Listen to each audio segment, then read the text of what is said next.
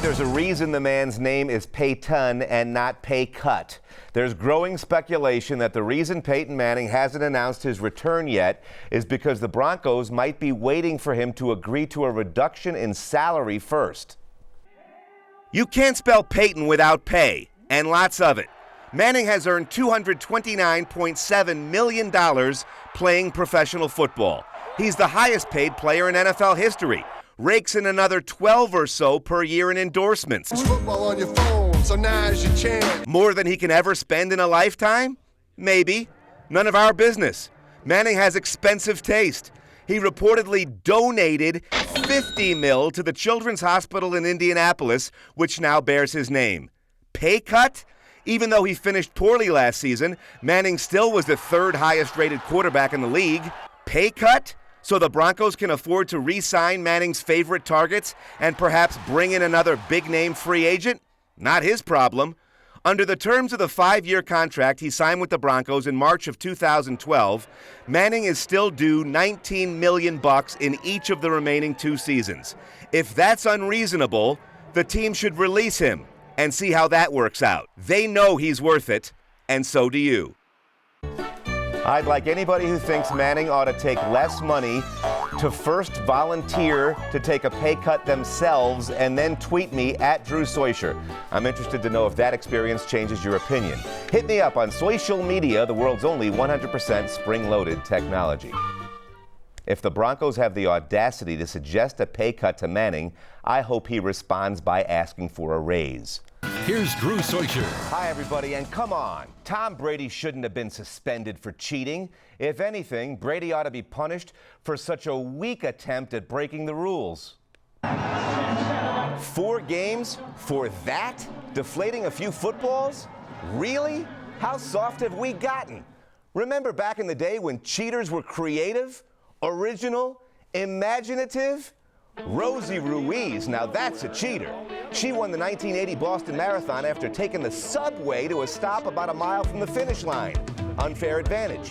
Tanya Harding hired a dude to whack Nancy Kerrigan in the leg just before the 1994 U.S. Figure Skating Championships. Serious cheating. Antonio Margarita got busted with plaster of Paris inside his boxing gloves just before a 2009 fight with Shane Mosley. Damn, that's cement. New York Giants stealing signs to help Bobby Thompson hit the shot heard round the world and win the 1951 National League pennant? That's baseball. Stop whining. Remember Danny Almonte, the grown man who pitched in the 2001 Little League World Series? That's just stupid, too obvious. Everybody could smell Danny's Old Spice aftershave lotion. The Colorado Buffaloes scored on 5th down to beat Missouri in the 1990 National Championship season. Not CU's fault the refs can't count. Hey, I have no way to prove this, but I bet every quarterback in the NFL has tampered with a football at some point. The air pressure, the laces, the texture, something to make it feel more comfortable in their hands. Every one of them. Yes, including your favorite. And maybe even that guy before him, too. I've never seen it, have never been told about it, just seems logical. And harmless. You know, like sliding your submarine over a couple of notches on the grid midway through a game of Battleship. Or switching your right foot off green and left hand off yellow late in a twister death match. Tell me you've never done that. I guess Tom Brady had to be punished because he got caught. But let's not disrespect the word and call him a cheater. That wouldn't be fair. It hasn't even been 24 hours since the Rockies traded Troy Tulowitzki, and I already miss him desperately. I miss that chant, that fabulous stadium-rattling Tulo chant, leaving no question who the fan favorite was. I miss those jump throws, running to his right, throwing to his left, just in time to get the runner at first base.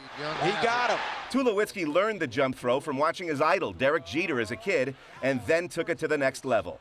I miss Troy's creativity, spinning the wrong direction if necessary to make the right play. I miss his index finger, pointing to the Rockies' bench after game-changing hits to pull his teammates into the fun. If Tulo had a point to make, you knew it. I miss the tape measure home runs. A shortstop with the power to hit the ball nearly 500 feet.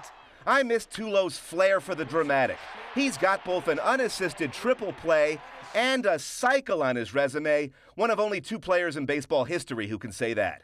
I miss the hot streaks. When Tulo caught fire, like the time he belted 14 homers in 15 games, oh man, was he fun to watch. I miss the haircuts, the mullet, the mohawk, the stripes. Tulo's barber just lost his best customer.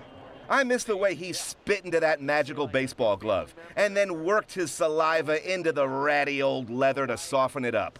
I miss that smile. His grin was contagious, and when he was happy, so were we. I already miss everything about Troy Tulowitzki. Except all those injuries, that sure was annoying. And the eye black stickers, real grease looked so much cooler.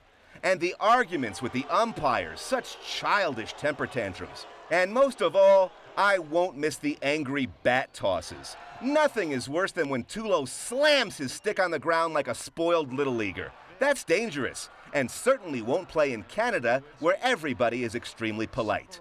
With those few exceptions, I already miss Tulo. I have made a major decision, incidentally. I will not be painting over all my Troy Tulowitzki bobblehead dolls to Toronto Blue Jays colors. He will stay purple forever in the bobblehead museum. That's good. In fact, rather than being one of those guys who just complains about a problem, I've got a solution. Scrap it. It hasn't worked. It isn't working. It won't work. Not here, not now. Thanks primarily to a remarkable defense, the Broncos have managed to win their first 2 games, despite the fact Peyton Manning has been ineffective. Before they run out of luck, the Broncos must acknowledge the fact the greatest passer in NFL history just so happens to be their quarterback and turn him loose. Oh, sure, it seemed to make sense at the time. Broncos change head coaches after failing to win the Super Bowl in Manning's first 3 years in Denver. Hire Gary Kubiak, a brilliant offensive mind, best known for a zone-blocking, run-heavy, quarterback-under-center system. Might alleviate some pressure off the aging Manning, force opposing defenses to respect the previously non-existent notion that somebody might carry a football rather than throw it, and create the perfect balance. But it ain't working.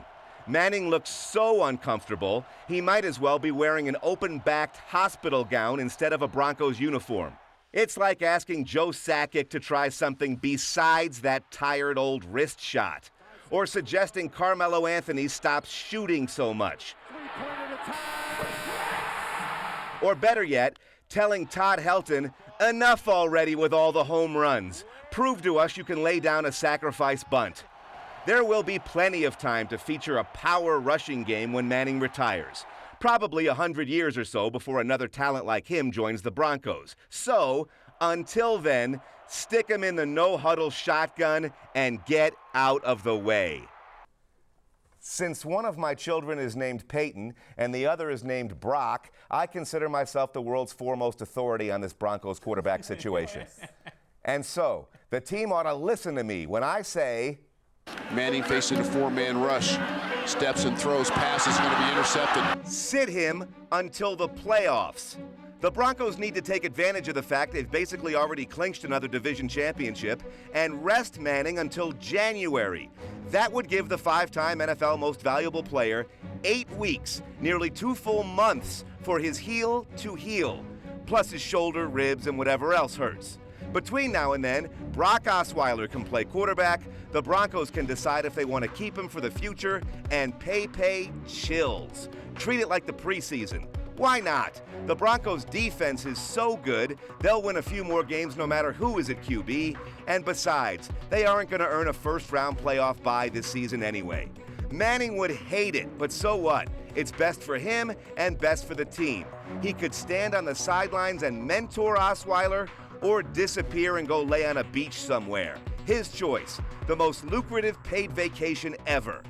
Maybe let him start the final game of the regular season to get loose and break Brett Favre's all-time record for victories, and then bam! Peyton bounces around, throws one. He's got a touchdown! Touchdown, Denver! The Broncos unleash the greatest passer of all time, fresh, healthy, and strong, just as every other quarterback limps into the playoffs battered and bruised from the grueling regular season.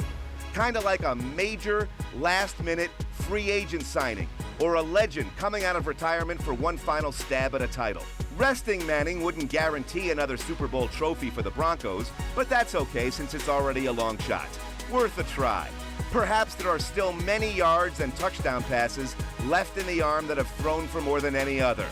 But in order to find out, sit him until the playoffs.